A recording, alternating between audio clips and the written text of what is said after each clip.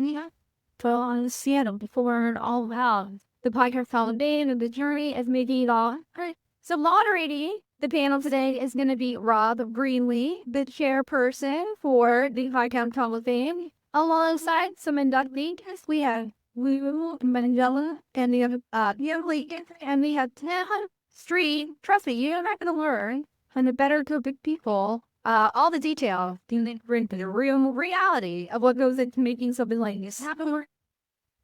Podcasting has evolved, what they've learned, and what I really interested today.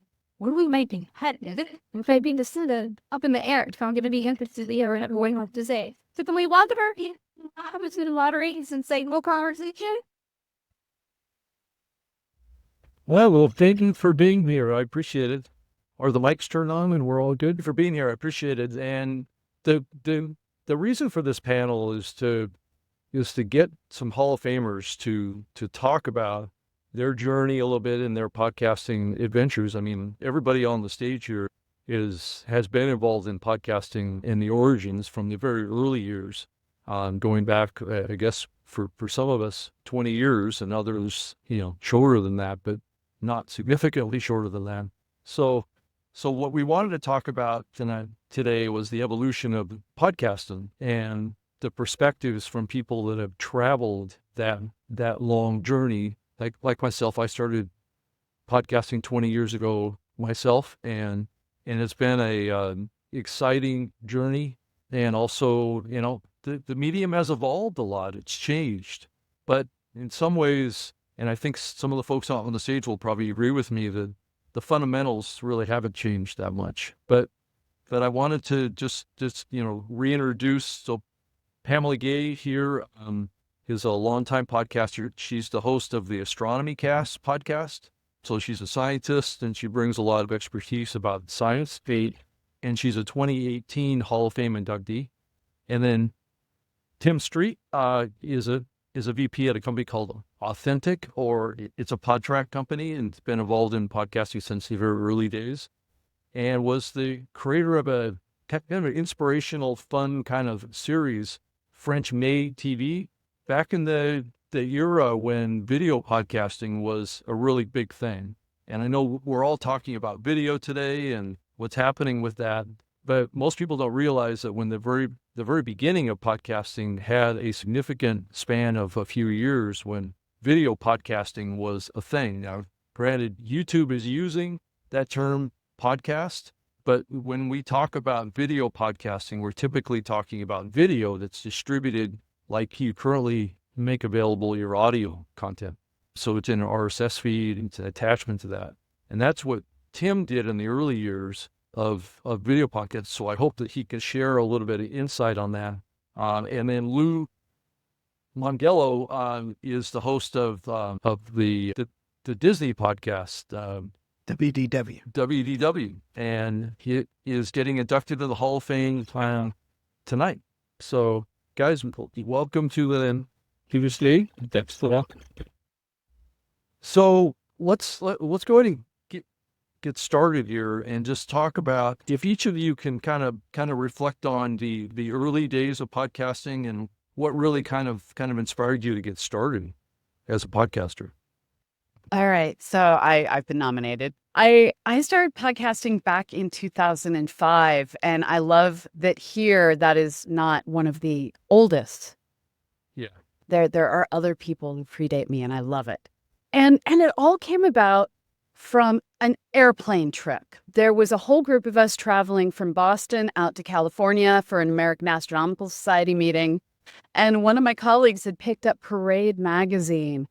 And he comes up to me when we all get from our separate flights to the conference. And he's like, okay, so on the flight, I read about this guy, Father so-and-so. And he's using this new thing called podcasting to talk about Christianity. And we need to use it to talk science. I was like, okay, whatever.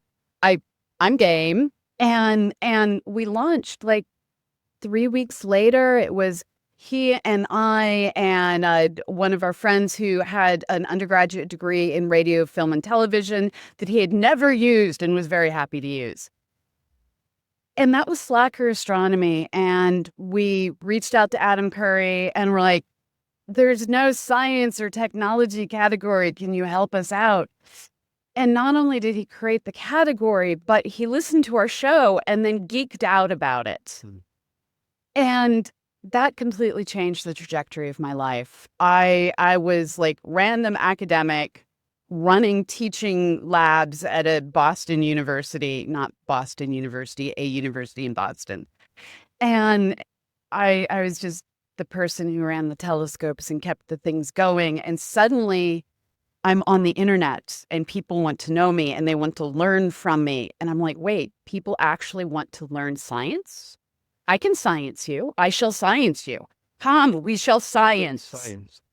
And a year later, we all got better jobs that were like, no. Slacker Astronomy is a little too blue for your new job. Please do something different.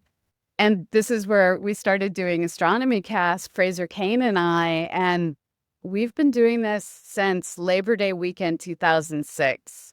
A new show every week talking about the latest ideas and how we learn them about this universe we share. And as long as we keep building new telescopes and new creative minds keep coming out, there's going to be more information. And podcasting has accidentally defined my life in ways I'm super grateful for and now seek out through opportunities like this. So science with me, please. The first podcast that I ever came across was a podcast called Tiki Bar TV. It was a video podcast, early days of podcasting. And I was like, wow, I want to partner with these guys. I can get them sponsors. This is going to be great. It didn't work out. The creator, Jeff McPherson, super talented guy. We couldn't come to a deal. But what happened, I did what any normal frustrated person would do when you're having trouble is I went to a podcast convention in Ontario, California. Shout out to the Berkwin brothers. And there I heard a guy named Leo Laporte talk about this company called Podtrac and how they brought him his first sponsor in podcasting. And lo and behold, I started a podcast and Podtrac brought me my first sponsor, which was GoDaddy. And the podcast that I had was kind of a silly Benny Hill, Austin Powers kind of podcast, PG-13, where women dressed as French maids would do how-tos. And for GoDaddy, we did how to register a domain. So it was very silly, over-the-top, kind of fun stuff. And eventually that led me down the path of working with Podtrac and being head of production and development for Authentic, which is a Podtrac company. So, as a Disney guy, I don't know if I should say that I did watch French Made TV because I loved him, or say that I didn't watch French Made TV because I'm the Disney guy, but I did. And, I knew about Tim before I actually met and became friends with Tim. Yeah, in 2005, I was a lawyer in New Jersey, heard about this podcast thing that was just starting to come out literally just a few weeks earlier. And I was always a tech guy, and a buddy of mine started a podcast, which had the worst name ever. We called it Mouse Tunes, which makes no sense, but it was iTunes back then. And we didn't know what we're doing. I still don't know what I'm doing, but at least I fake it. It's a lot of smoke and mirrors. Eventually I went off and started my own show, and they called it WW Radio.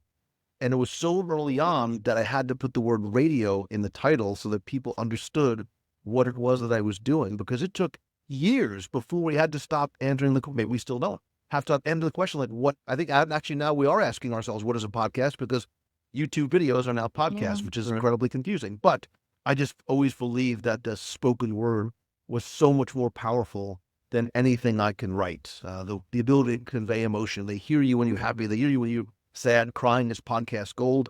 Plus I was a horrible typist, so it all worked out.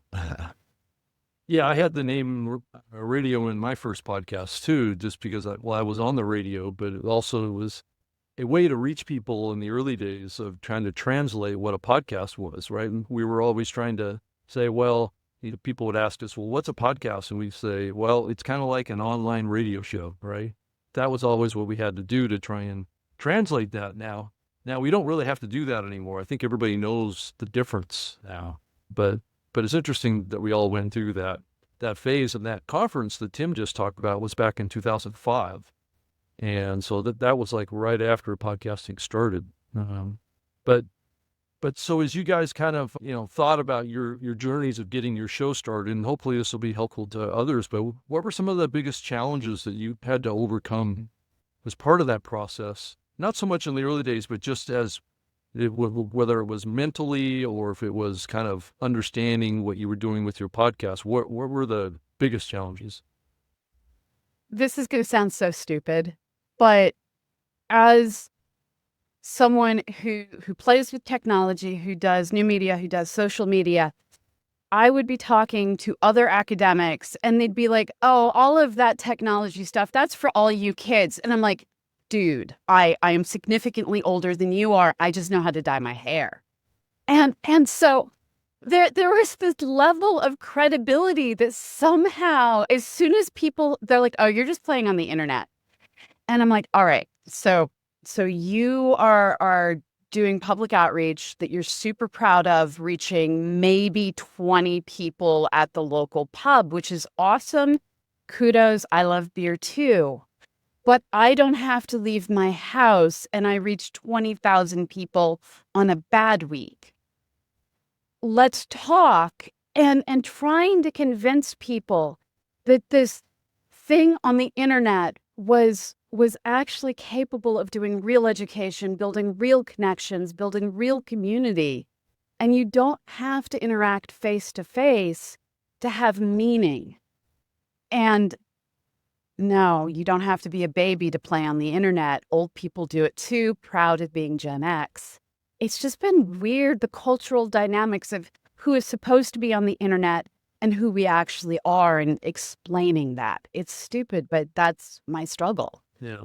Yeah, I think for me, the challenge that I had early on was figuring out a business model that was sustainable. I mean, I had a show that was getting 7 million downloads an episode and couldn't figure out how to monetize it. This was before YouTube was, doing any kind of revenue share. And so, what I would do is I would do an episode for a specific sponsor. And once they did that episode, they would pay a lot of money for it, but then they'd go away and they'd never come back. So the business model wasn't right.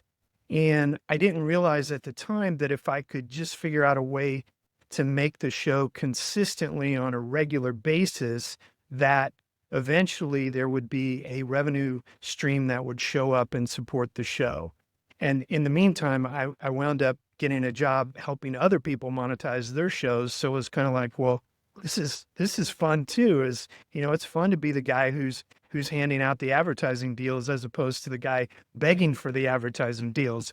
So that kind of changed things for me. But podcasting definitely changed my life. I mean, I didn't give up my law license, but it did change. It changed me from being a TV producer into being a development executive. I think actually all of us, I think we were very fortunate for getting in on the ground level, because it was this brand new, this novel thing. And for me, it was creating content around Disney. Again, the words social and media had not been put together yet. I had a V Bulletin discussion forum, shout out to V Bulletin, which is where I sort of came to the realization that I was not the only Disney nerd sitting in his basement thinking about Disney that was somewhat adult-ish, as it were. I realized over time that the challenge was going to be, and still continues to be, the realization that not everybody consumes content in the audio format. It's just not the way that so I always was like, well, in addition to this, I need to create content in the way that people are most comfortable consuming it. But the podcast and the community has always continued to be the heart and soul of what I do. Yeah, so I think that kind of leads into another kind of thought path here that we can go down here, and that's how has podcasting evolved and changed? And Lou, I think you alluded to, and Tim, you're a representation of this too, is the evolution of the format of the medium, as well as the incorporating video and how we went through this phase of audio only emphasis. And when all along YouTube and video were like a shadow companion to this medium for the entire span, the 20 years of this medium. It's just that most creators started to really focus on audio. And And so why don't you share that kind of perspective from the early years as we kind of have moved through to present and contrast that a little bit? So, so I, when I started this, I had a cartoon avatar and I was like, my photo shall be associated with nothing. I was a cartoon avatar. It was my voice. And that was where I felt safe. And occasionally things like I was, Harvard was the university in Boston I was at. And I was there when Zuckerberg started Facebook. So I have like a 4-digit Facebook ID. And so I made the mistake many of us made of all of my fans can be my friends on Facebook. Don't do that. And so it was like, okay, so those people are allowed to know what I look like, but I still want to have some privacy. And then one day my co-host, I love him dearly, says, let's start doing video. And that was scary. And so this evolution of voice is podcasting to, well, now we have a social media component through MySpace and Facebook and then Twitter, to now we have, there was that weird augmented podcast thing that I'm so glad that didn't catch on, where you could put picture bookmarks in, and it took way longer to do that than it ever took to do audio only or video only. I'm so glad that didn't work. Then we went to, let's do Google Hangouts. And Google Hangouts changed. It was the next big evolution for us. I'm just going to keep using that word, where we went from just the two of us talking on on Skype, getting no feedback from the audience, putting things out and getting emails, to now the audience is in the room with us and they're asking questions. And when you do a science show, you don't always know if you're answering the questions people have or just talking about stuff that interests you and no one else cares about. When they're in the room, they can be like, wait, did you just say, can you expand on that? And so now we have this, we're recording live. Now we're on Twitch and YouTube Live, which was Google Hangouts. And so seeing this record live, produce edited content, put out edited content, and realizing there are people who want sausage, there are people who only want perfectly polished, and being able to seamlessly produce both has really been amazing. The one thing I want is lighting that works out of the box. If that can come, that's all I ask for now. Yeah, I think, the early days, bandwidth for video costs a lot of money. We would have gotten a bill about $4,000 a month for the video, but a guy named Tim Napoleon at Akamai gave us bandwidth for free. And then we also had a sponsor, M Dialogue.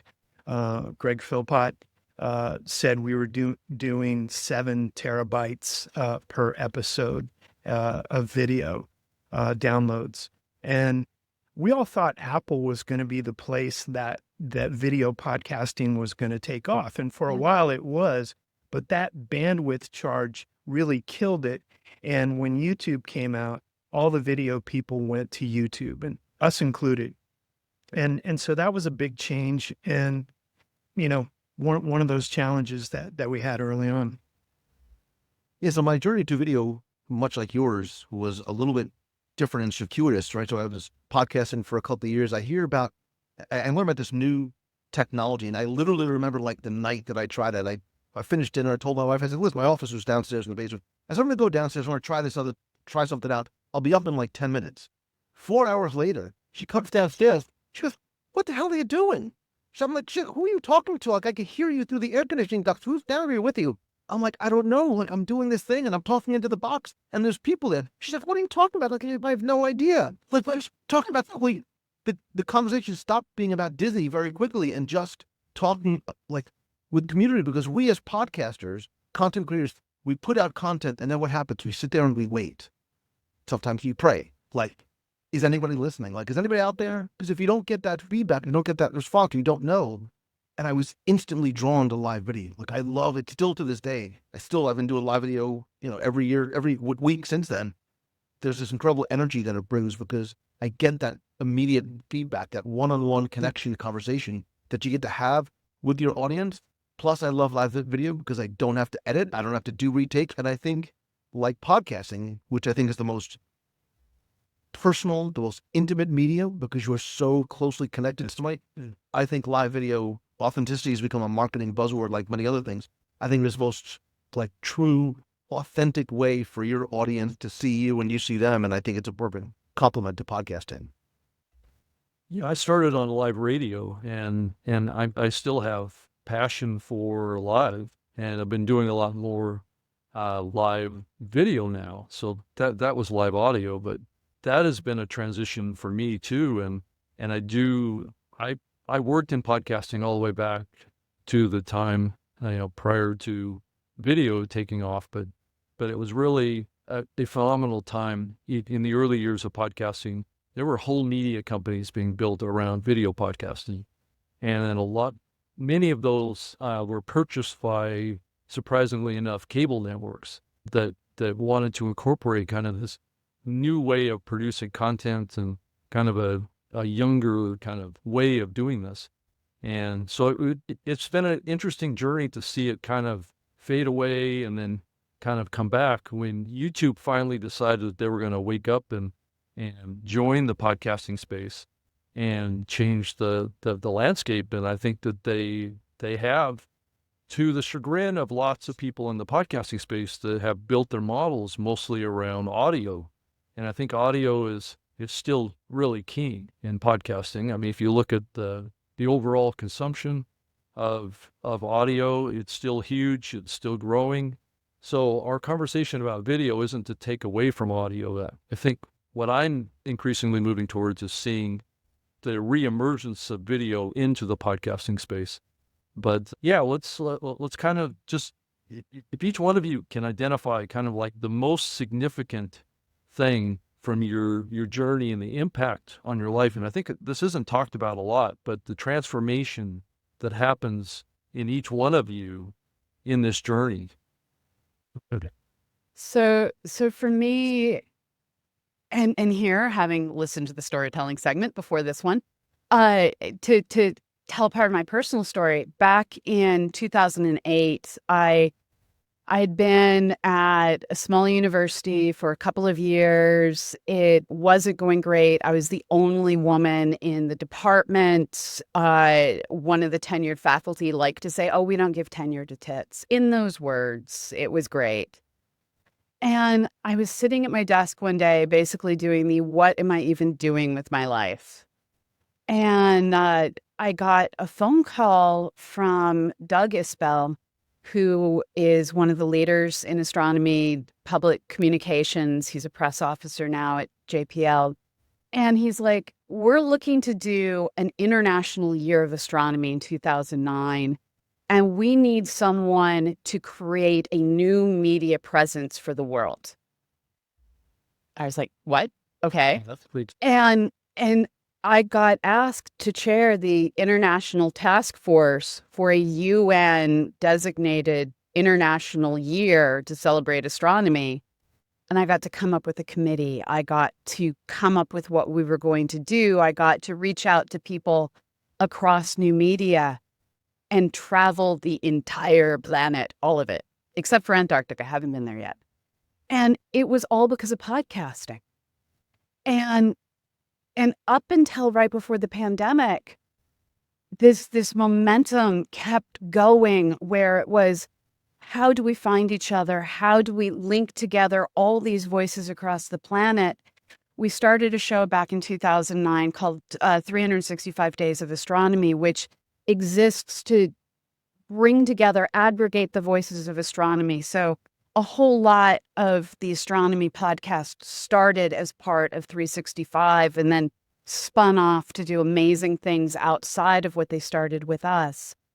And we're still going with that show. And we're still helping new voices in podcasting from around the planet get going.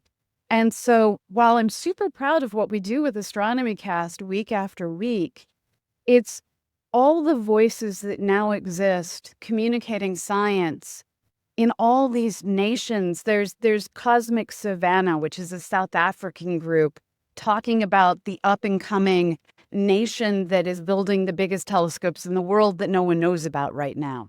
And they're giving voice to that. And so that one phone call while I was undergoing existential crisis and facing grading kept me in astronomy, kept me doing what I was doing, and opened the world to me. And I don't have the 7 million downloads an episode, but I have the universe and I get to share that. And it's been amazing. One phone call can change your life. Yeah. The interesting thing about podcasting is that the door is still open. You know, to borrow from a friend of mine, Chris Hansen, who does Investing from the Beach podcast, gay, straight, black, white, male, female, it doesn't matter. There's nobody stopping you from starting a podcast. There's nobody stopping you from monetizing that podcast. The door is still open. You can go do the thing you always wanted to do. You can build that audience. You can go engage people. There are folks out there. There's folks sitting in this room right now that build businesses and sell them. Megan Powers is here. She does marketing in podcasting. Sonny Galt sold a podcasting network. There's just amazing things that you're allowed to do, and nobody can tell you. Nobody can stop you.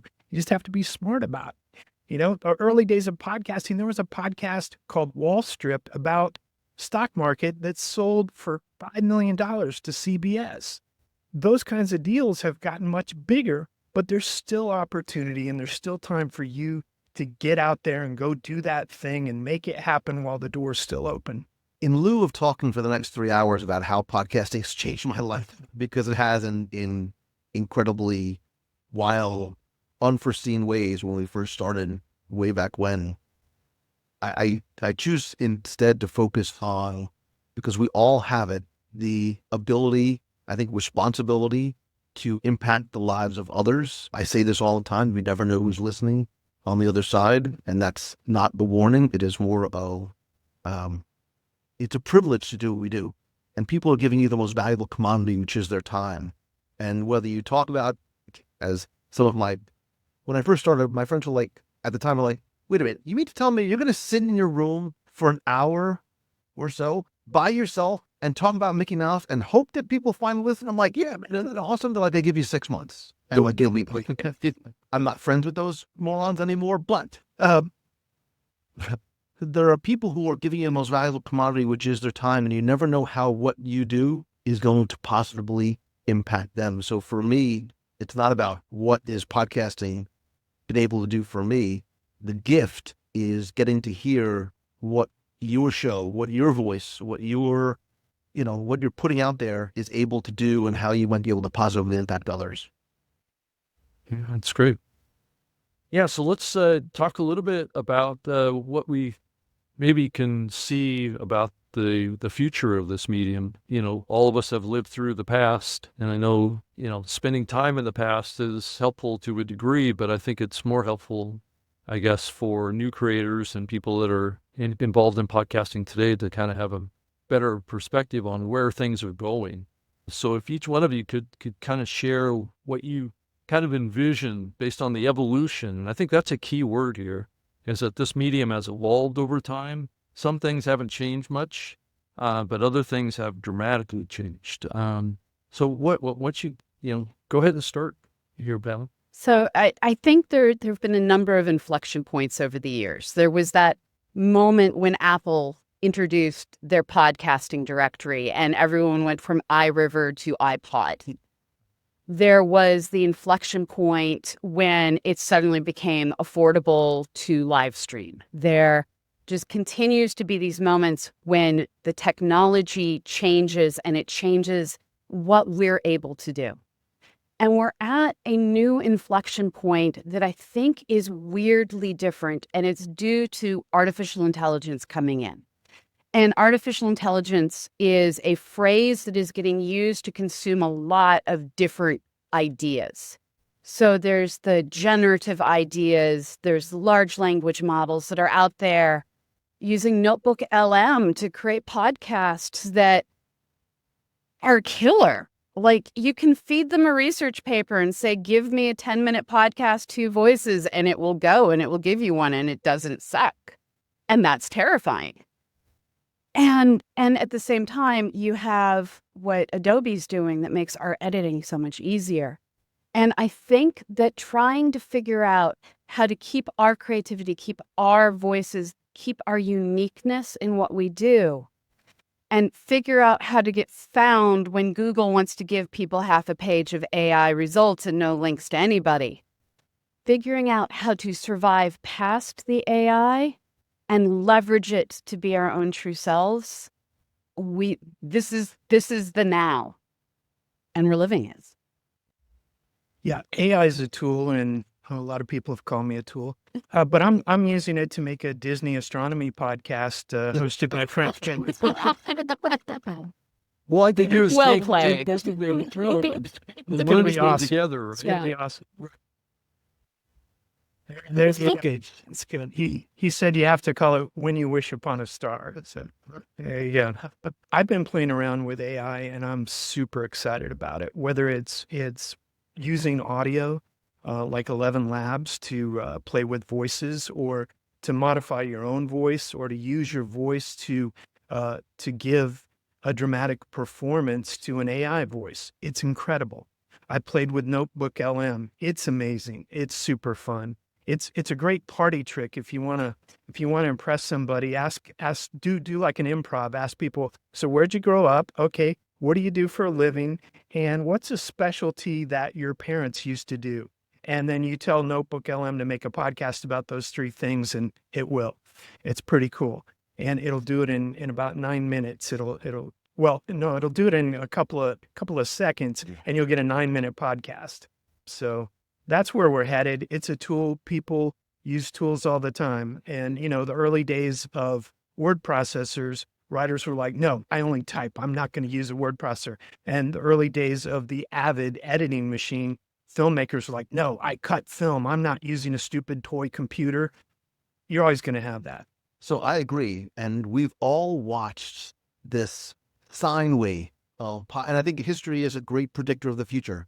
We've seen the birth of podcasting, then came the death of podcasting. Then it was the resurrection of the podcasting. Then it was the podcasting apocalypse. Then it was the podcasting repeat. And it's been this wild, it's like being on Space Mountain, like it's this wild ride completely in the dark and you don't know what's coming next. But I still believe at its core, not to sort of get tangential into the definition of what is a podcast has been changed. I don't think by the podcasting industry. It's been changed by the consumer and by the corporations who are like, we're going to decide that YouTube is now a podcast platform. Right. I say nay. I think I'm still about, I'm about not to be like the old man in the room, which clearly I am, but it's fine. I believe in the purity of the medium, right? Because there's something special about podcasting. Because one, there is no algorithm. It is the only thing. You subscribe to a podcast, you get a podcast. Like, it's wild how that still works. It's one of the things I love about it. I love the intimacy. I love the relative ease of being able to let anybody become a creator and a producer and let your voice get heard, and not pray that some algorithm or a pay-to-play platform is that going to allow your content to be not seen but heard by somebody else. And I think as time goes on, if we're looking at the future, right now we are in this current doom-scrolling 15-second, very low intimacy, I think, relationship that consumers have with the creators. I actually think in the next 12 months, I think you're going to see this return to long-form content, to wanting that deeper connection between the host and the consumer, the friend and not a fan, which is always I felt. And I think that's what I'm hoping, because I do a long-form podcast. I think that's where we're heading next. Yeah, I agree that there's probably going to be a kind of a pushback at some point. I think as we head down this AI path, I think that the technology is powerful, and it's, if you look out just a couple of years, that technology is going to be able to probably mostly reproduce all of us in our podcasts. I'm not even really here. This is good. That's right. I mean, at some point it'll just be a robot up here talking like me, but it's just the opportunity of it is mixed, right? And I think that's how we all have to look at it, and look at it through the lens of, if you're a podcaster, why are you doing what you're doing here? I mean, it's the human connection. It's all those things that are so powerful. And in video is just in some ways, it has a different level of connection, but it also has a different level of commitment on the part of the consumption side, the audience. They have to be looking at a screen, where a podcast can be listened to anywhere, right? If you're waiting in line to get your driver's license renewed or something, you can be listening to a podcast.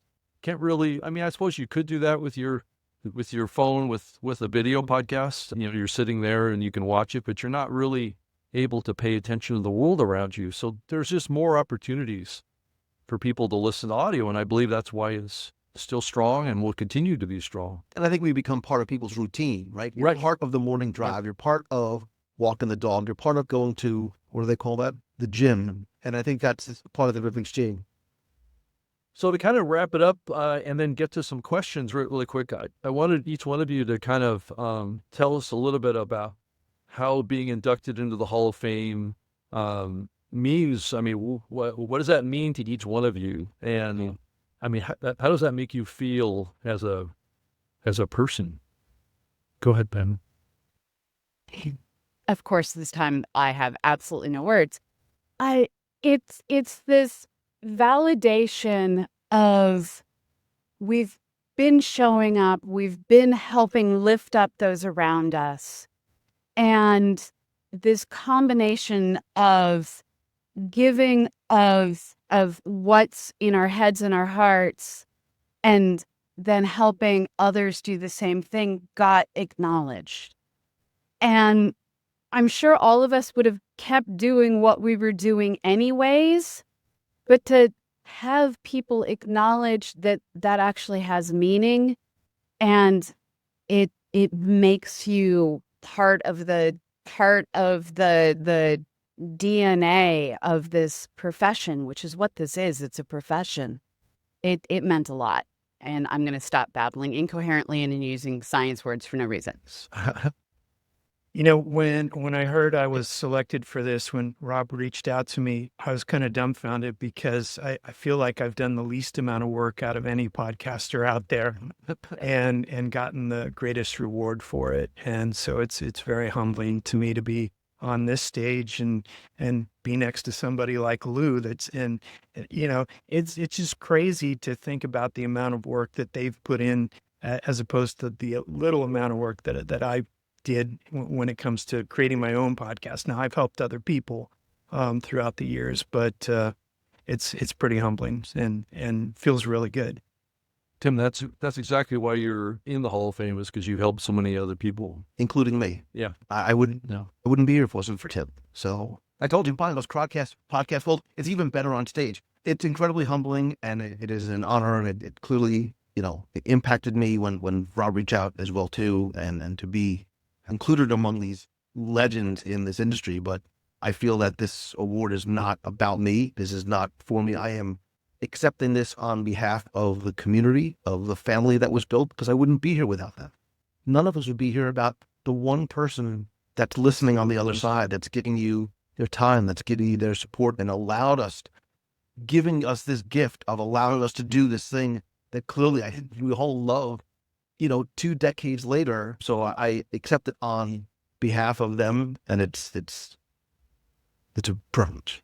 Well, thank you for all of you for your significant contributions to this medium.